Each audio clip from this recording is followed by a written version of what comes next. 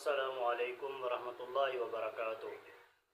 اللہم صلی علی محمد النبی الامی وعلی آلہ وسلم تسلیما۔ ایک مرتبہ پھر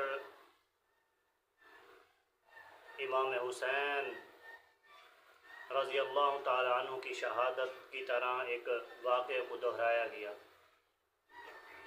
اس وقت کے کوفیوں نے امام حسین رضی اللہ تعالی عنہ کو خطوط لکھے اور اپنے پاس بلایا کہ آپ آؤ، ہم آپ کے ہاتھ پر بیعت کریں گے، ہم آپ کا ساتھ دیں گے۔ جب امام حسین رضی اللہ تعالی عنہ وہاں پہنچے تو پھر ان کے تیور بدل گئے۔ وہ جو محبت کے دعوے کرنے والے تھے، وہ جو دوستی کے دعوے کرنے والے تھے، وہ اچانک سے دشمنی میں بدل گئے۔ آج ایک مرتبہ پھر اسی تاریخ، کوفہ کی تاریخ کو پھر سے دہرایا گیا انہی کوفیوں نے۔ وہ اس وقت کوفی تھے، آج وہ ایرانی ہیں۔ اس وقت کے امام حسین کو دھوکے کے ساتھ بلا کے اس کو شہید کیا گیا، اور آج کے امام حسین اسماعیل ہانیہ کو بھی اپنے گھر میں بلا کر شہید کیا گیا۔ کیا آپ کے پاس ایک اتنا بڑا مہمان آپ کے پاس آیا ہے، آپ کی دفاعی قوت کہاں تھی؟ آپ کا دفاعی نظام کہاں تھا؟ آپ کی سیکیورٹی کہاں تھی؟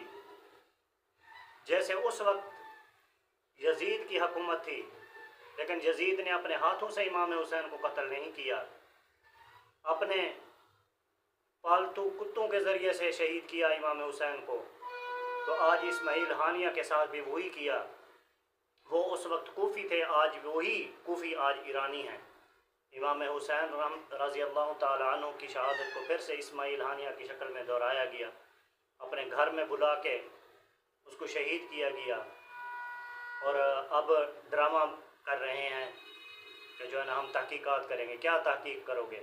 آپ کے ہاتھ تو خون سے رنگے ہوئے ہیں، اور آپ کس کے ہاتھ پر جا کے ناحق خون کو ڈھونڈو گے؟ یہ میں نے آپ حضرات کے سامنے اپنا مختصر سا خیالات آپ کے سامنے رکھا ہے۔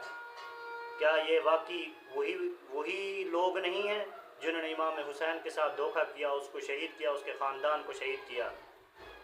یہ آج کا جو ایران ہے، یہ کل کا وہی کوفی تھا اور آج کا یہ ایرانی ہے۔ اسماعیل کے پہلے اولاد کو شہید کیا، اس کے پورے خاندان کو شہید کیا، اور ساتھ دینے کے یہ دعوے کر رہا تھا، لیکن کیا کچھ نہیں ہے۔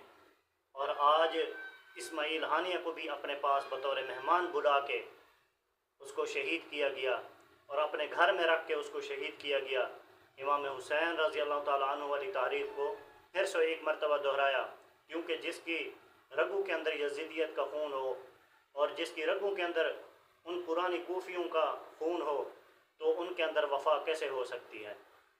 والسلام ورحمۃ اللہ وبرکاتہ۔ آپ اپنی رائے کمنٹس میں ضرور دیں گے۔